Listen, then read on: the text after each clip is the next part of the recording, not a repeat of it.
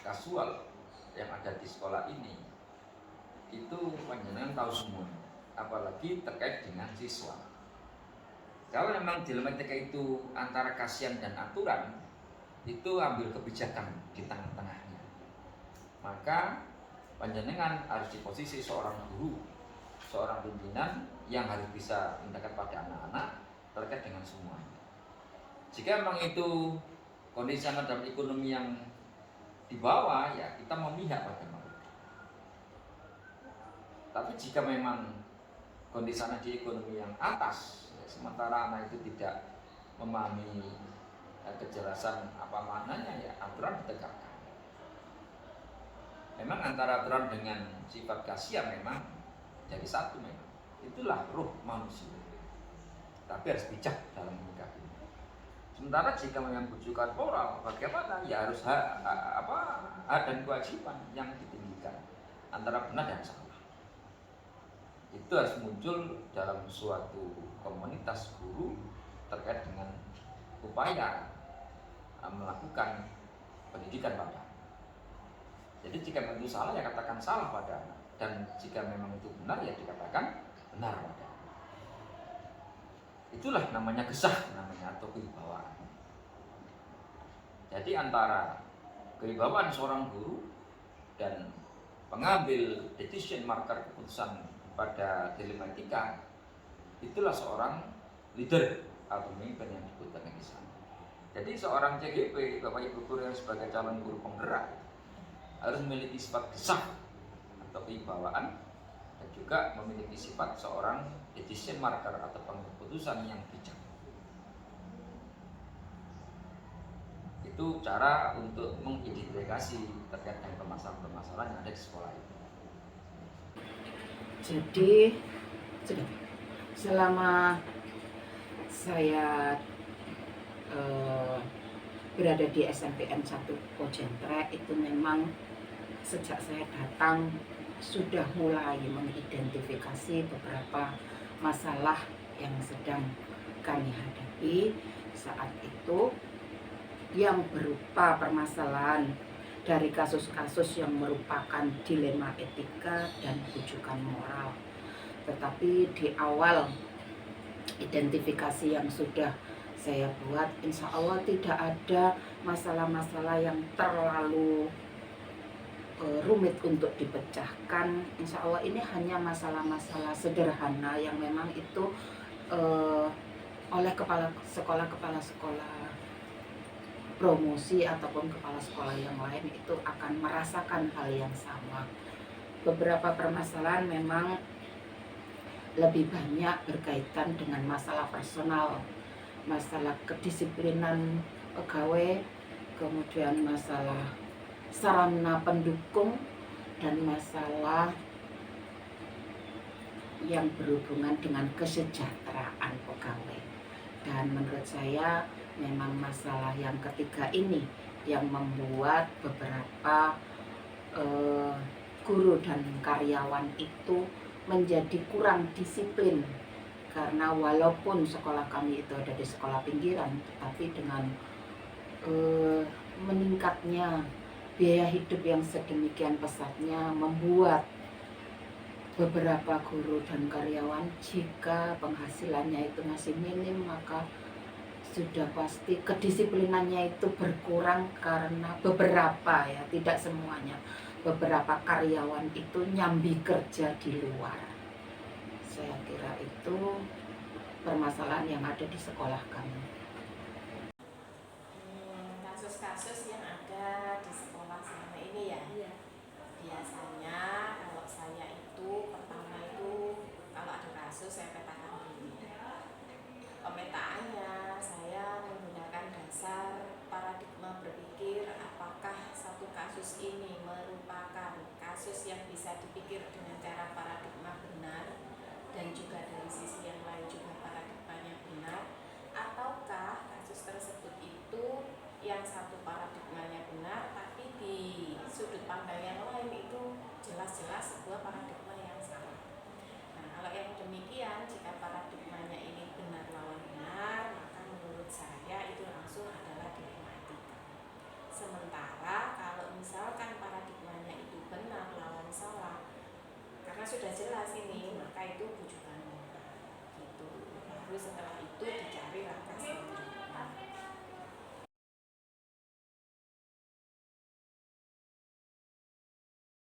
Oke, begitu ya. Oke. Selama ini bagaimana menjalankan pengambilan keputusan di sekolah Anda, terutama untuk kasus di mana dua orang yang sama terhadap sama. Terkait dengan pengambilan keputusan, memang saya sebagai pimpinan adalah top decision maker atau pengambil keputusan yang utama termutar di sini. Tapi untuk di SMI 2 Pandaan, manajemen silaturahmi dan manajemen demokrasi yang saya terapkan di sini ini menjadi tolok ukur dari pengambilan keputusan di sekolah saya. Ada 3 wakil di sana, ada urusan di sana. Maka kita kembalikan pada semua pokok permasalahan itu. Jika itu pokok permasalahan pada arah kesiswaan, maka kesiswaan itu sendiri yang akan memberikan keputusan sebelum ke saya. Seperti itu cara pengambilan keputusan yang terbaik. Sementara kesiswaan tidak ansip pengambilan keputusan dengan sendiri karena apa? Kesiswaan dibantu oleh tim tatip, dibantu oleh BK, wali kelas yang notabene adalah aparatur kesiswaan yang ada di sekolah ini. Baru atas dasar pertimbangan mereka itulah kesiswaan mengambil keputusan dan sikap yang tepat untuk anak-anak. Jika itu manfaatnya sudah terkait dengan kesiswaan. Jika permasalahan dekat dengan guru, ya, maka para waka-waka ini yang akan nanti mengambil keputusannya langsung dengan saya sebagai kepala sekolah terkait dengan pengambilan keputusan. Inilah namanya delegasi tugas atau manajemen bertingkat terkait dengan manajemen silaturahmi yang saya tekankan di sini.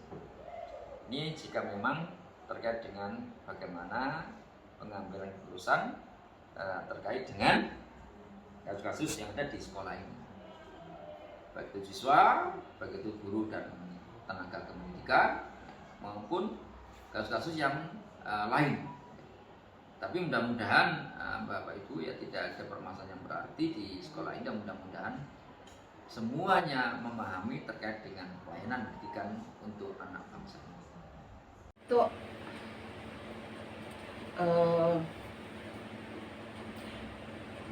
pengambilan keputusan dari permasalahan yang sedang kami hadapi di sekolah, itu yang mengandung 2 kepentingan ya, sama-sama benar atau sama-sama mengandung nilai-nilai kebajikan. Tetapi ini memang kan tetap harus dipilih mana yang sama-sama benar dan tidak menghasilkan pertentangan gitu. Jadi sejak awal saya katakan bahwa banyaknya kasus di sana adalah berkaitan dengan masalah kedisiplinan. Jadi saya temui ada salah satu atau 2 karyawan saya itu memang untuk datang ke sekolah dengan tepat waktu itu sulit. Karena ternyata ketika saya telusuri itu memang banyak permasalahan di dalam keluarga dan di dalam dirinya sendiri itu yang masih membuat dia itu menjadi masuk kerja itu sepertinya berat gitu. Karena yang di belakang ini banyak tanggungan yang harus diselesaikan. Tetapi dengan pendekatan, jadi setiap ada karyawan seperti ini yang tidak bisa masuk tepat waktu jam 7 atau karena ada petugas yang harus datang seharusnya jam 6:15 sudah ada di sekolah untuk menyeberangkan siswa. Itu kan petugas-petugas yang urgen harus ada di sekolah, harus sebelum siswa datang sudah ada di sekolah. Nah, ini saya panggil secara periodik, kemudian saya tunjukkan bahwa meskipun ini masih non ASN, tenaga non ASN, saya tunjukkan bahwa betapa kalau kurang disiplin ini akan kedepannya itu membawa ketidakbarokahan dalam hidupnya, walaupun nanti gaji yang diterima itu tidak sesuai dengan catatannya, mungkin karena banyak tanggungan yang lain, tetapi itu menjadikan rezekinya sendiri mampet gitu ya, saya bilang seperti itu. Karena walaupun sedikit itu kan dia menggunakan dana bos yang sekolah kami itu sebenarnya masih banyak terserap untuk pembayaran gaji karyawan. Nah ini tetap uang negara, jadi dia tetap harus mempertanggungjawabkan walaupun bukan ASN, tetap aturan bahwa dia masuk itu maksimal jam 7, pulang maksimal jam 2 sesuai hari-hari kerja di 6 hari itu wajib dia jalani, dan tidak ada dengan alasan apapun itu dia melanggar. Nah dengan pendekatan seperti itu, dan saya yakinkan bahwa seberat-beratnya masalah itu pasti ada pemecahannya, dan kalau memang mereka merasa permasalahannya itu buntu jalannya ya, maka saya sarankan ke tim manajemen bagaimana kita berembuk untuk memecahkan masalah itu, membantu Bapak ini untuk menyelesaikan masalah-masalah yang urgen. Dan setelah itu selalu saya yakinkan bahwa waktu ini akan bergulir 1-2 bulan, pasti masalah itu akan larut, akan selesai tanggungannya. Dan insya Allah dengan bekerja dengan ikhlas dan ridho, insya Allah rezeki itu akan datang sendiri. Dan masalah kedisiplinan itu adalah kewajiban kita sebagai seorang pegawai itu, supaya apa yang kita terima itu juga membawa kebarokahan. Itu yang selalu saya sentuh secara spiritualnya, dan selalu saya ingatkan, itu tadi, kembali kepada Yang Maha Kuasa, selalu berdoa. Kalau selama ini mungkin kurang doa, kurang rasa syukurnya itu, sehingga membuat ada masalah-masalah itu datang. Maka saya ketuk secara nuraninya, spiritualnya, saya bangkitkan kembali, dan alhamdulillah dalam waktu berapa bulan itu selesai, dan Bapak ini akhirnya sudah tidak ada masalah-masalah berat dan selalu datang dan pulang tepat waktu. Saya kira itu. Berarti ini yang dimaksud adalah untuk pertanyaan yang dilema etika. Kalau yang pertanyaan sebelumnya kan untuk tahu dulu ini masuk dilema etika atau pencucian moral. Misalkan kebetulan Bu Ivan kan bendahara bos nih ya. Kalau bendahara bos itu jelas kan yang terkait uang itu sesuatu yang sangat riskan sekali ya. Misalkan ada kegiatan, wah ini nggak ada di posnya bos, kemudian harus ambil saja di pos bos, meskipun nggak ada, untuk apa, ini untuk rekreasi besok. Nah semacam itu kan jelas salah. Kemudian tapi kita memerlukan uang, di satu sisi yang nggak ada uang lagi, benar, tapi yang satu sisi salah. Makanya demikian kan, misalkan itu sudah nggak bisa dilanjutkan untuk ke pertanyaan yang kedua, karena itu merupakan pencucian uang. Nah ketika sebuah kasus ini merupakan dilema etika, yang keduanya mengandung nilai-nilai kebajikan, yang saya lakukan pertama itu saya tidak bisa langsung memutuskan sepihak atas apa yang saya pikirkan. Yang pertama saya lakukan, saya kembali seperti awal saya katakan dulu, dengan menggunakan 9 langkah pengambilan keputusan. Sudah jelas ini dilema etika, maka selanjutnya akan diuraikan kembali untuk langkah yang kedua dari sisi yuridis, utamanya dasarnya kita mengambil sebuah keputusan itu. Nah, sampai di akhir langkah yang terakhir untuk pengambilan keputusan, biasanya saya melibatkan staf, apalagi ini terkait kasus yang berkaitan dengan lembaga. Nah, staf ini saya libatkan biasanya dengan rapat staf intern, wakasek, dan juga kaum untuk membuat sebuah keputusan. Karena dengan pertimbangan dari beberapa pihak, nanti keputusan yang nanti diambil itu bisa dipertanggungjawabkan, kemudian bisa diterima, tidak hanya sekedar dipertanggungjawabkan, tapi juga diterima oleh pihak-pihak yang berkepentingan tadi, karena sama-sama mengandung nilai kebajikan.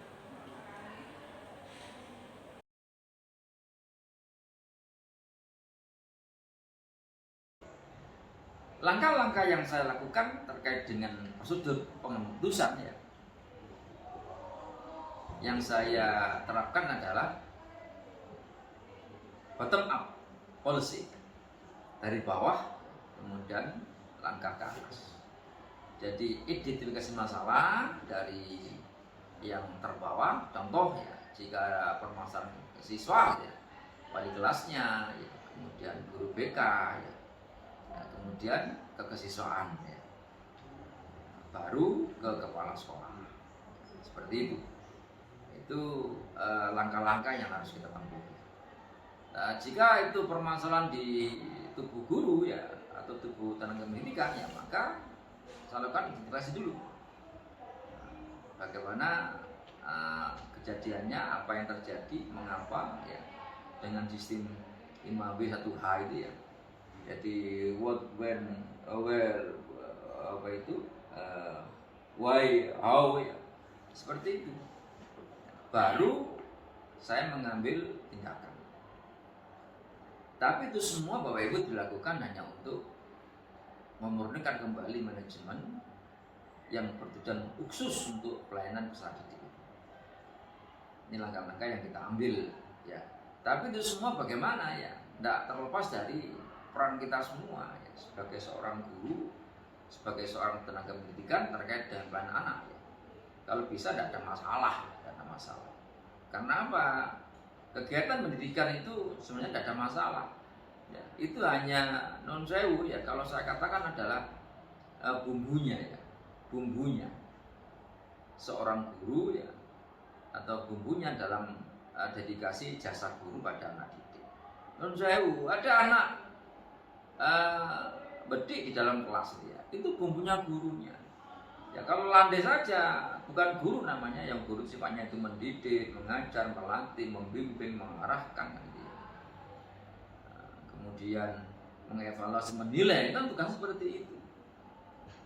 Jadi biar nggak landai, harus ada ombak lah, ya seperti itulah. Nah, kalau saya mengatakan bukan permasalahan, asalkan guru betul-betul memiliki ilmu kependidikan, betul-betul memiliki ilmu seorang guru ya, pasti bisa.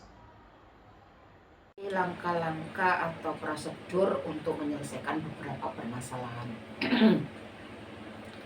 Ini selain permasalahan kepegawaian, sebenarnya juga masalah-masalah di sekolah itu kan banyak ya, karena di sekolah kami, kalau saya katakan sekolah pinggiran, dekat kota ya. Tapi masalahnya sebenarnya karena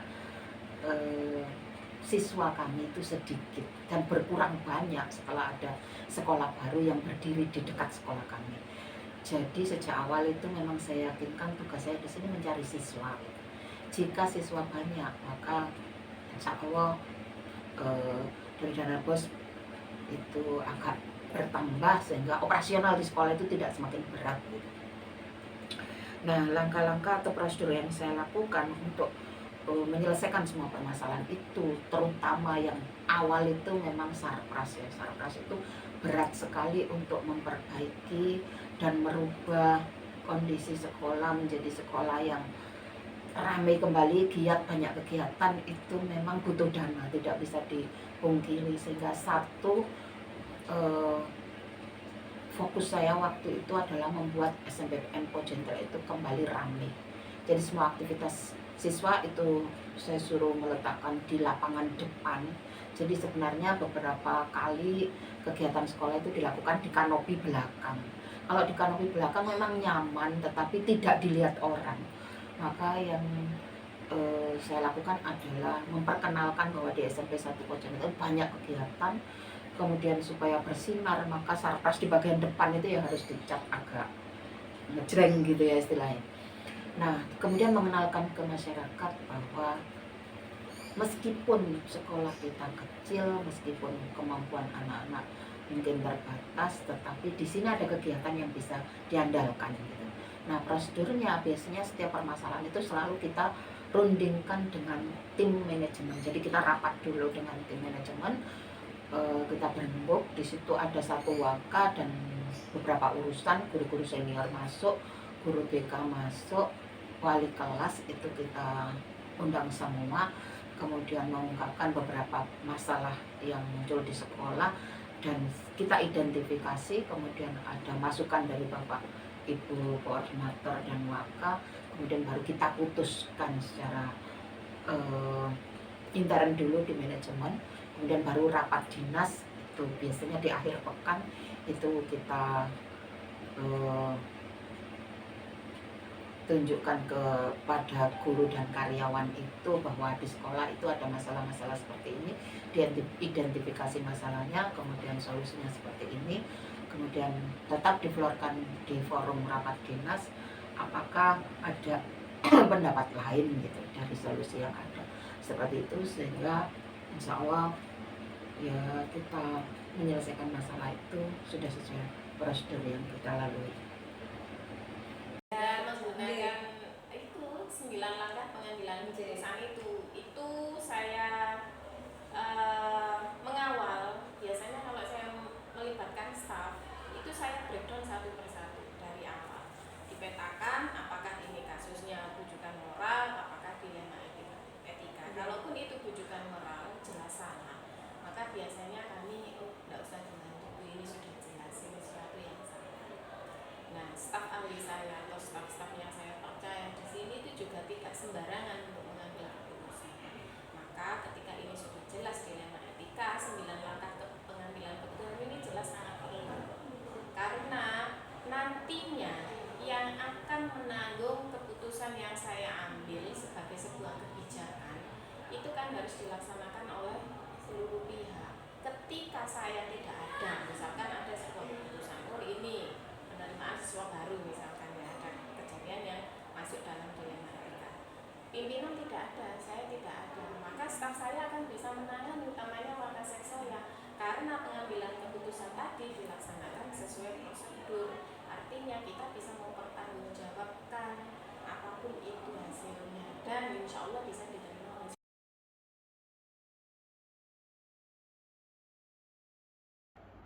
Yang saya anggap efektif dalam pengambilan keputusan ya, adalah ketika teman-teman semua saya berikan dedikasi full terkait dengan pengambilan itu efektif sekali.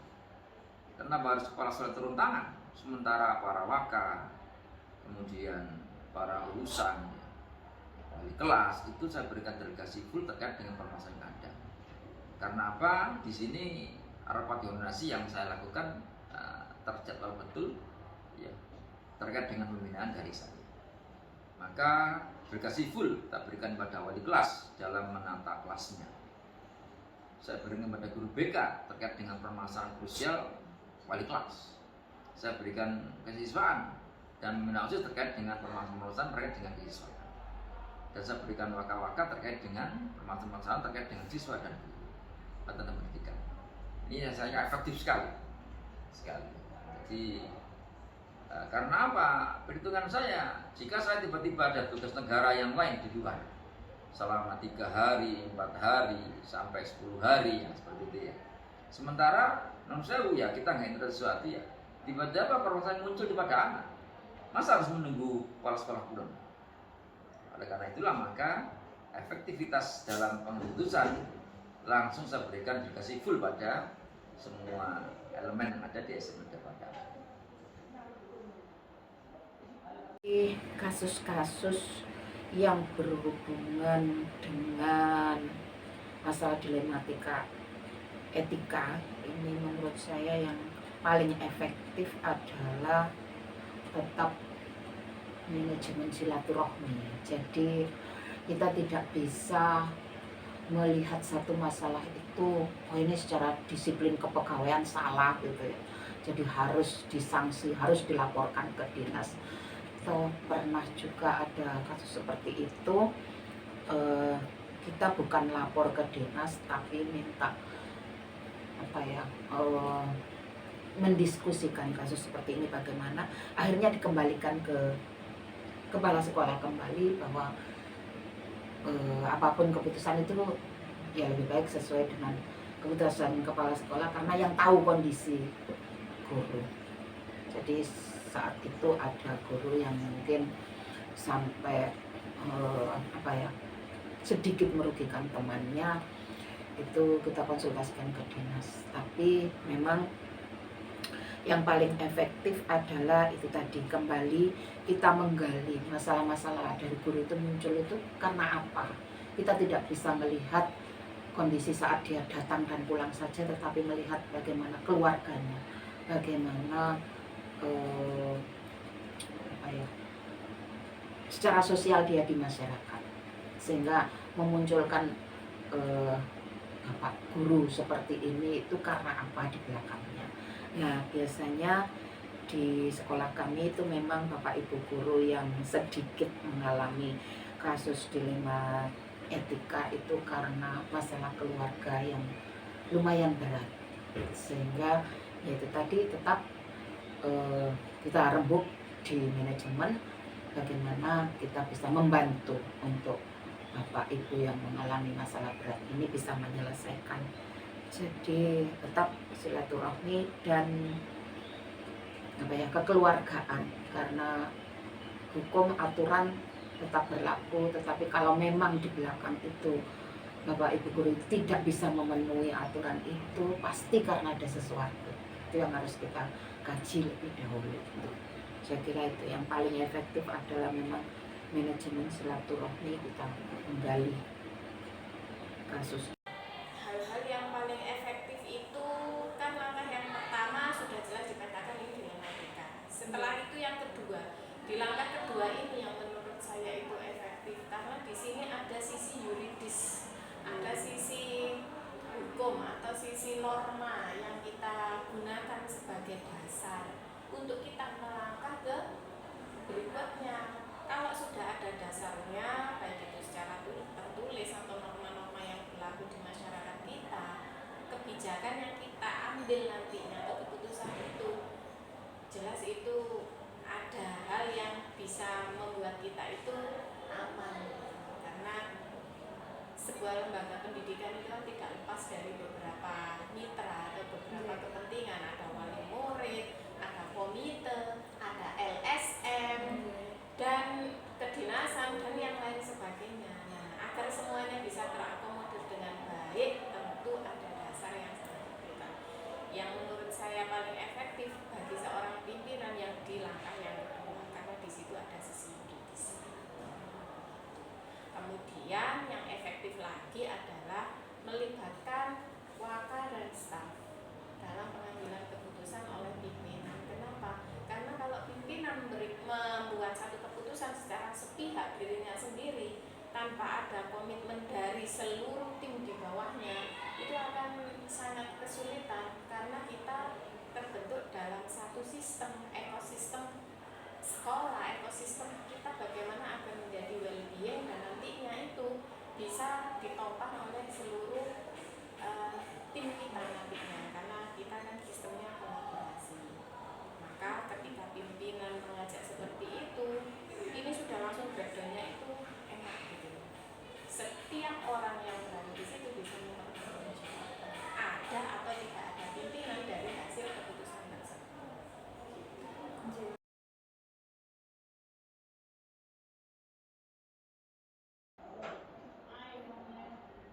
Sebenarnya semua permasalahan dilema etika itu tantangan ya. Jadi saya katakan bukan permasalahan, itu tantangan ya, atau bumbunya ya. Kalau mungkin bahasa jenengan mengatakan tantangan, itu bahasa jenengan ya. Kalau saya mengatakan bumbunya kan. Ya. Jadi semua permasalahan dilema etika adalah tantangan panjenengan sebagai seorang guru. Karena guru itu bertugas 7 tadi itu, mendidik, mengajar, melatih, membimbing, membina, ya, mengarahkan, ya, menilai, mengevaluasi, kan seperti itu. Jadi itu tantangannya guru sebagai seorang guru. Kalau hanya landai-landai saja, ya pinter kabeh lah ono guru seperti itu ya. Kalau memang pandai kabeh, jadi guru kabeh. Tapi kalau mungkin ada anak seperti itulah tantangannya seorang. Nah, ibaratkan seorang petani, apa tantangannya itu? Ya, waktu tandur awal ya tiba-tiba musim penghujan deras, seperti itu ya. Itu kan tantangannya. Bagaimana caranya seorang petani mengatasi agar benihnya tidak hanyut, kan gitu. Sebenarnya guru, bagaimana tantangan guru ketika di kelas, ketika anak seperti tantangannya. Saya kira bukan permasalahan gitu. Karena guru siap tantangan apapun yang ada di kelasnya masing-masing. Lucu sekali ketika guru itu tidak bisa menjawab tantangan itu gitu. Atau challenge and respon kan bahasanya dia. Pernah saya kutip sebuah manajemen seorang pemimpin dunia gitu, talent and tantangan dan jawaban. Ada tantangan ya menjawab, jangan sampai ada tantangan gudang jangan sekali. Nah, ketika ada tantangan ya guru menjawabnya dengan respon yang cepat. Kalau guru itu ada ilmu didaktiknya, ada ilmu strategi belajar mengajar, ada ilmunya perencanaan belajar kan seperti itu. Nah, ketika kuliah kan dulu ada ilmu seperti itu, maka dimanfaatkan untuk kepentingan peserta didik dan seterusnya kan itu. Tantangan, kalau tantangan memang selalu kita dihadapkan dengan, kalau masalah surprise nggak masalah ya, maksudnya kita menyelesaikan merombak, dandani, beli itu kan mungkin masalahnya hanya pinjam uang gitu ya, pinjam uang nanti akhirnya dikembalikan kalau sekolah sudah ada rezeki. Tapi kalau sudah berhubungan dengan personal, dengan guru, dengan karyawan, itu pasti tantangannya itu adalah harus kuat secara secara mental, secara spiritual, dan kita harus tetap tegas ya bahwa membimbing Bapak Ibu guru itu sesuai aturan yang benar, dan itu tadi kita bangkitkan kepedulian spiritual dan mentalnya itu mengembalikan bahwa tugas kita itu adalah pelayan masyarakat di bidang pendidikan, maka berikanlah yang terbaik untuk masyarakat, untuk siswa. Jangan pernah menelantarkan siswa, jangan pernah jika ada kasus siswa tidak segera ditangani, karena itu adalah yang paling utama kita sebagai pelayan. Jadi Bapak Ibu guru maupun staf TU itu selalu saya katakan bahwa seorang pelayan itu ya memang harus memberikan yang terbaik, memberikan yang mereka butuh, yang mereka minta, jangan pernah mengeluh. Kemudian tantangannya pastikan kalau itu ada pekerjaan tambahan, itu pastikan setelah ada tugas di sekolah sih ada lagi tugas yang lain. Nah, ini masih tetap kita pikirkan untuk menambah kesejahteraan pada karyawan yang mungkin ada lebih waktunya untuk bekerja, untuk Bapak Ibu guru yang lembur, itu masih kita pikirkan meskipun sedikit ya, meskipun sedikit. Kemudian tantangan yang paling utama itu memang kalau Bapak Ibu guru yang ketika ada masalah itu langsung secara frontal menyampaikan seolah-olah tidak ada solusi gitu ya. Jadi kadang kepala sekolah yang disalahkan gitu. Jadi gini kok, ini kalau nggak seperti ini nggak bisa Bu, gini. Padahal sebenarnya kalau kita duduk bersama, kita kembali ke dasar permasalahan itu dari mana, kemudian kita diskusikan, dan di manajemen kembali lagi kita libatkan jika ada kasus seperti ini, bagaimana menanganinya. Saya kira seperti itu lebih efektif, sehingga Bapak Ibu guru yang tidak bisa menerima itu akhirnya menerima. Ini jelas, karena tadi kan saya melibatkan tim saya, staf saya atau wakil saya, dan di situ kan masing-masing orang tentunya punya pemikiran sendiri, punya paradigmanya sendiri, punya idenya sendiri. Kadang juga kan setiap orang tidak bisa langsung ya sesuai ya ini, kan pasti di situ nanti ada perdebatan. Ini ya, masing-masing itu punya kepentingan, apalagi jika menyangkut biasanya keputusannya itu jika terkait dengan uang atau anggaran, itu pasti pro kontranya itu banyak di situ. Nah, disitulah tantangannya, bagaimana kita menyatukan visi, kembali ke visi sekolah, bagaimana agar ini bisa dilaksanakan dengan baik terkait kasus yang terkait dilema etika ini, dan agar bisa diterima oleh semua pihak. Artinya masing-masing ini tidak langsung serta-merta hari ini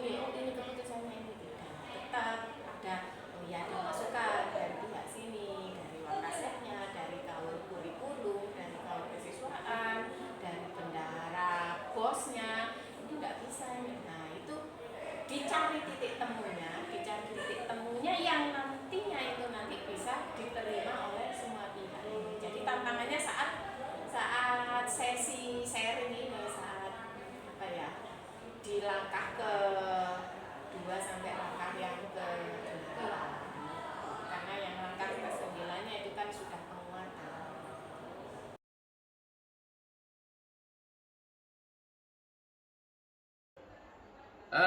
CGP yang saya hormati, saya tidak punya jadwal khusus terkait dengan pengalasan atau pengambilan keputusan terkait dengan dialog atau bujukan. Karena apa?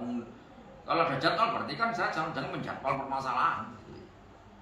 Enggak ada jadwal sama sekali untuk itu.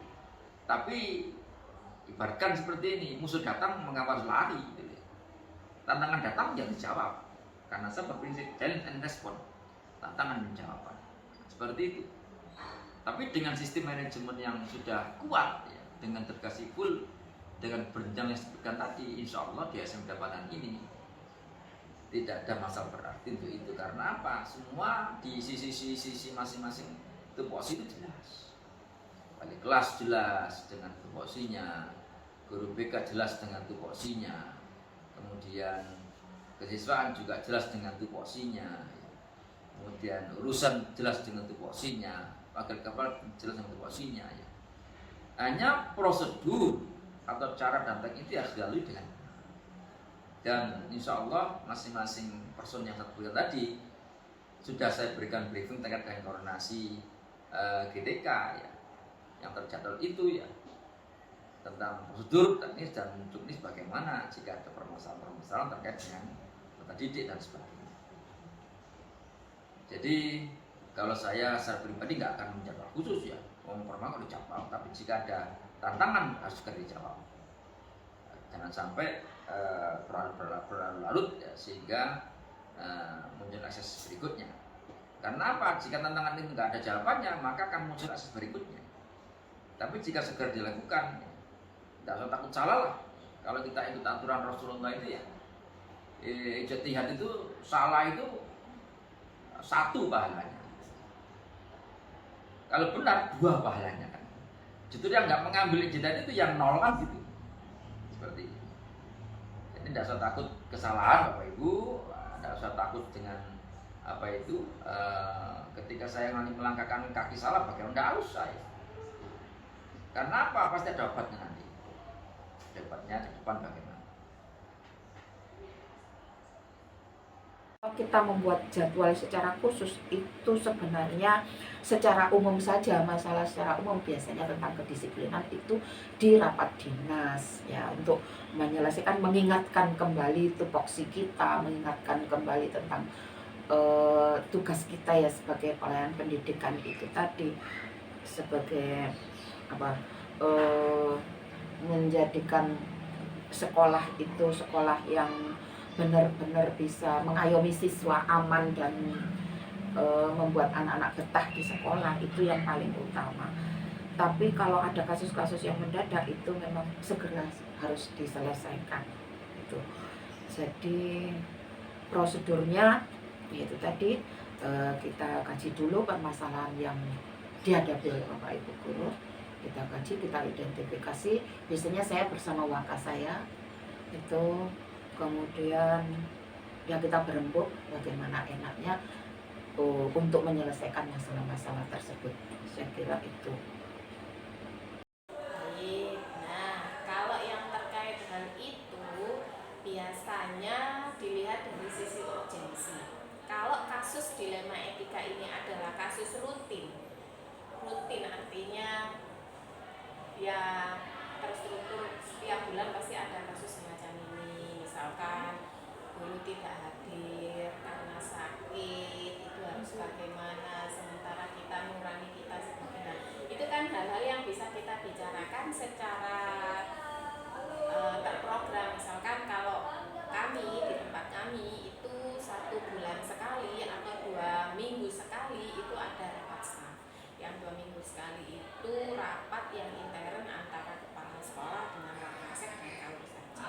Kemudian yang 1 bulan sekali itu ada kepala sekolah dengan staf-stafnya. Di sini tidak hanya guru dan waka tadi, tapi juga ada staf dan pendidik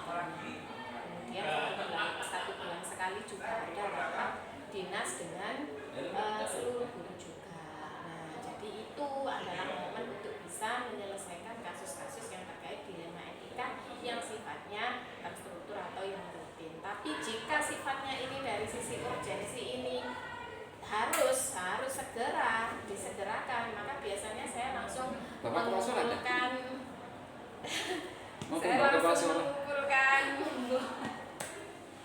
Nggih, monggo. Ya, langsung mengumpulkan staf saya atau warga saya untuk bisa segera menyelesaikan keputusan. Biasanya kalau benar-benar urgent itu ya saya dengan wakasek saya.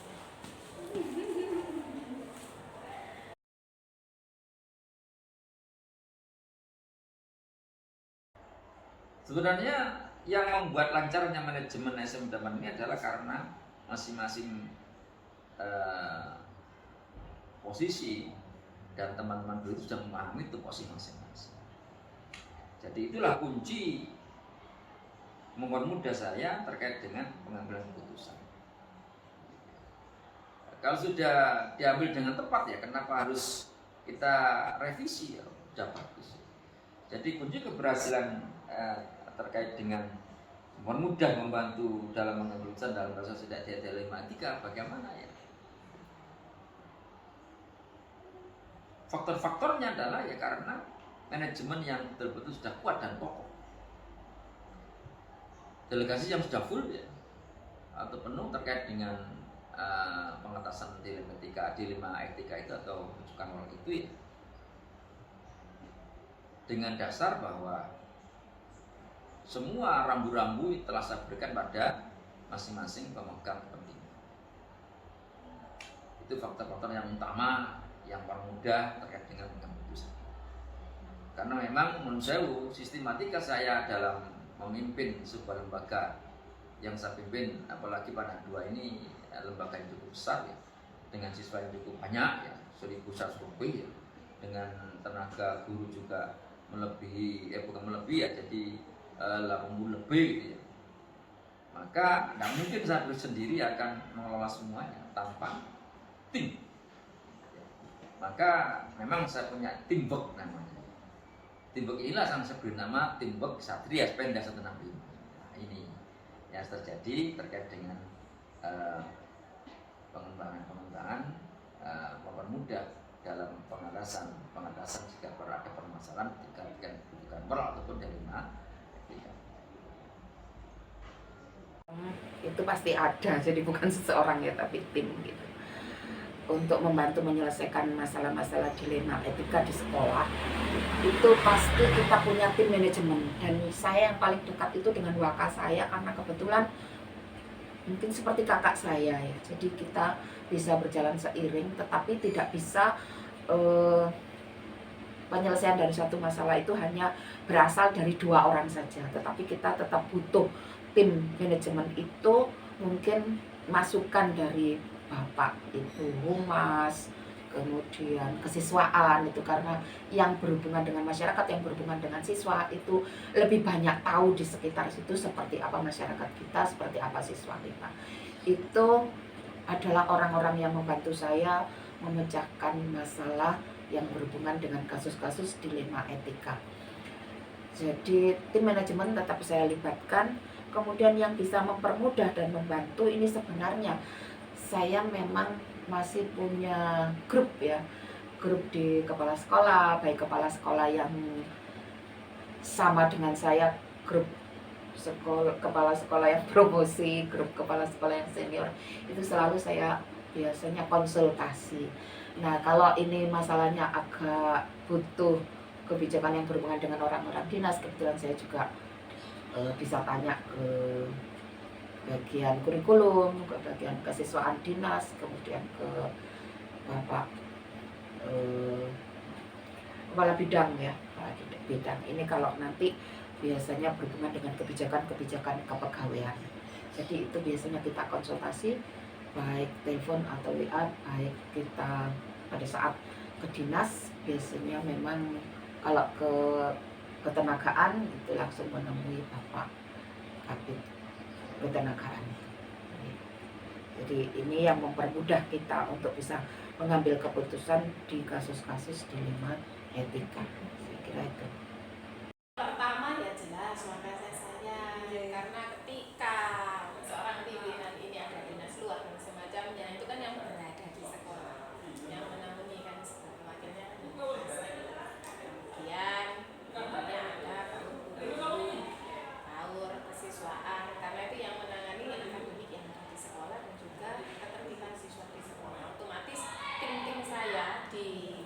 staf itu tadi yang membantu saya untuk bisa memberikan wacana terkait sebuah kasus yang nantinya ketika pengambilan keputusan itu bisa diterima semuanya.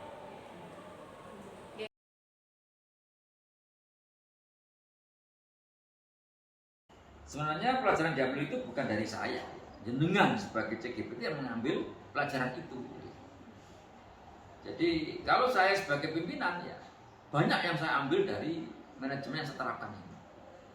Karena apa, saya sebagai kepala sekolah ini tidak hanya Pandandu yang saya pimpin ya, mulai dari Tosari, Kejayan, Sukorejo, ya, Tutur sampai di Pandan. Sebenarnya yang harus mengambil pelajaran bukan saya tapi panjenengan sebagai CGP. Oh ini loh pola kepemimpinan kepala sekolah saya. Oh ini loh manajemen yang dijelaskan pada kami terkait dengan manajemen ini. Untuk manajemen jenengan pribadi, manajemen jenengan di kelas, manajemen jenengan dengan teman-teman jenengan semua. Nah, masih seperti itu. Jadi ini pertanyaan yang berbalik nih pada jenengan sendiri. Jadi kenapa bertanya kepada kepala sekolah? Karena kepala sekolah sendiri banyak yang diambil terkait ini sehingga menerapkan seperti ini. Kalau saya sendiri mengambil kesimpulan dari sekolah-sekolah yang saya pegang itu ya memang berbeda-beda terkait dengan manajemen. Cuma di sini di Pandan 2 ini memang saya berikan kalau saya boleh mengatakan dengan istilah total quality management. Total quality management. Jadi manajemen berkualitas total ya, menyeluruh dengan pendekatan holistic approach saya, pendekatan yang menyeluruh. Ini yang harus menjadi titik ukur pada panjenengan semuanya sebagai seorang JGP. Apa itu pengalaman yang harus dipetik panjenengan sebagai JGP dengan manajemen kepala sekolah di Pandan 2. Yang merasakan itu bagaimana ketika saya bertindak, bagaimana saya memberikan contoh, bagaimana saya ketika membina dan melatih atau memilih panjenengan semuanya, dan bagaimana ketika saya berpendapat dan bagaimana saya mendorong panjenengan agar sukses dan berprestasi. Ini yang sebanding-bandingkan ya, harus dengan resapi semua terkait dengan pengalaman pribadi panjenengan. Bagaimana, cukup ya? Ini dari saya sebagai kepala sekolah. Hanya ini pertanyaannya. Ya, kalau butuh yang lain tidak apa-apa. Ya. Oke, terima kasih. Mudah-mudahan berkah semuanya. Tidak ada permasalahan yang tidak bisa dipecahkan. Jadi menurut saya pengalaman berharga ya, atau pelajaran yang bisa saya petik di sini bahwa kita tidak boleh menyerah, kita tidak boleh gentar. Semua permasalahan itu pasti datang. Karena di sekolah itu ada sekian ratus siswa, ada sekian puluh guru, ada kebijakan dari bapak-bapak kepala kita, kepala dinas, kepala ketenagaan dan seterusnya, yang kadang ini menyebabkan kita itu merasa itu mendatangkan sebuah permasalahan dilema etika. Nah, tapi menurut saya tetap kita harus fokus di permasalahan itu munculnya dari mana, kemudian segera diidentifikasi dan segera diselesaikan. Dan pelajaran yang paling utama adalah kita wajib membuat tim manajemen yang solid. Tim manajemen yang solid itu bukan berarti dari guru senior saja, karena kurikulum ini kan berkembang terus ya. Jadi biasanya kalau yang berhubungan dengan penerapan kurikulum merdeka, yang guru-guru senior agak kurang cepat gitu ya. Jadi tim manajemen yang sulit ini dan komposisinya adalah yang senior dan junior dan yang mau kerja gitu. Sehingga kalau kita sudah memiliki tim manajemen yang solid, kemudian harus tidak henti-hentinya memotivasi bahwa kita harus menjadi pelayan siswa yang terbaik, pelayan masyarakat yang terbaik. Apa yang diinginkan masyarakat di daerah itu, apa yang diinginkan siswa, dan menjadikan siswa itu nyaman di sekolah seneng sama gurunya, seneng sama karyawan, sama TU itu tidak takut, sama kepala sekolahnya juga tidak takut. Dan biasanya saya mendekat ke anak-anak yang terlihat kurang dalam beberapa hal gitu. Jadi tetap kedekatan emosional itu yang harus ada dalam sebuah lembaga. Saya kira itu pelajaran yang berharga, dan saya masih tetap semangat, masih tetap optimis membawa sekolah saya untuk menjadi lebih baik dari hari-hari sebelumnya. Saya kira itu cukup. Yang bisa saya petik adalah bahwa kita itu tidak bisa membuat sebuah keputusan secara sepihak atas dasar like dan dislike. Perlu adanya pemahaman yang cukup terkait kasus yang sedang kita